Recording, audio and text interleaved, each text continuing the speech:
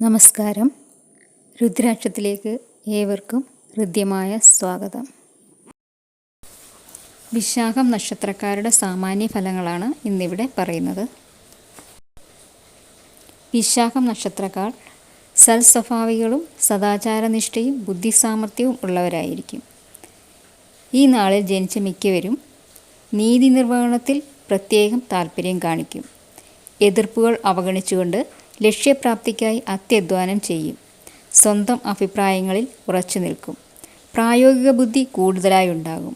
തന്ത്രങ്ങൾ മെനഞ്ഞെടുക്കുന്നതിലും അത് പ്രയോഗിക്കുന്നതിലും പ്രത്യേക വൈദഗ്ധ്യമുണ്ടാകും. ജീവിതത്തിൽ അധികവും സ്വജനങ്ങളിൽ നിന്ന് അകന്നു കഴിയാൻ ഇടയാകും. മാതാവിൽ നിന്ന് പ്രയോജനം കുറയും. പിതാവിനോട് കൂടുതൽ അടുപ്പമുണ്ടാകും.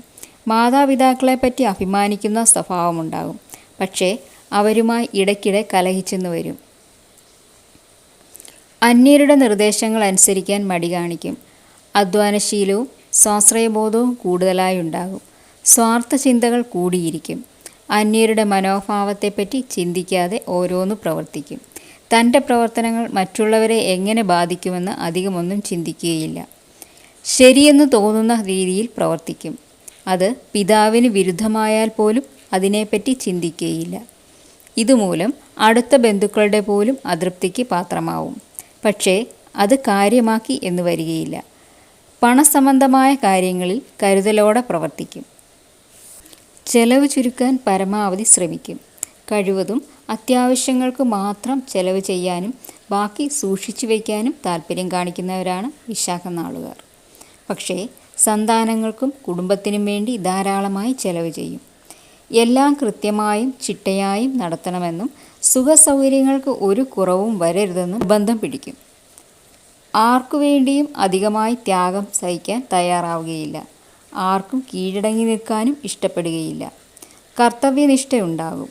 ചെയ്യേണ്ട കാര്യങ്ങൾ ചെയ്യുക എന്നതല്ലാതെ അതിൻ്റെ ഫലത്തെപ്പറ്റി അധികമൊന്നും ചിന്തിക്കുകയില്ല.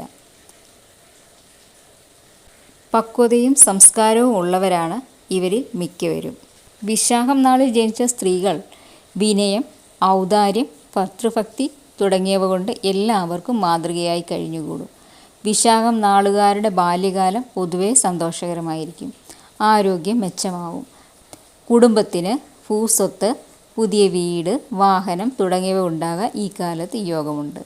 10 വയസ്സിനും 25 വയസ്സിനും ഇടയ്ക്കുള്ള കാലം ഗുണദോഷ മിശ്രമായിരിക്കും. തടസ്സങ്ങളും പരാജയങ്ങളും ഇടയ്ക്കിടെ അനുഭവപ്പെട്ടുകൊണ്ടിരിക്കും.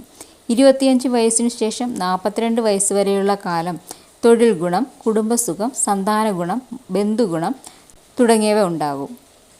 42 വയസ്സ് മുതൽ 49 വയസ്സ് വരെയുള്ള കാലം രോഗപീഠകൾ, അപകടങ്ങൾ, മനക്ലേശം തുടങ്ങിയവ ഉണ്ടാകാവുന്നതാണ്. 50 വയസ്സിനു ശേഷമുള്ള കാലം പൊതുവെ ഗുണകരമായിരിക്കും. ഇത് വിശാഖം നക്ഷത്രക്കാരുടെ പൊതുവായ ഫലങ്ങളാണ്.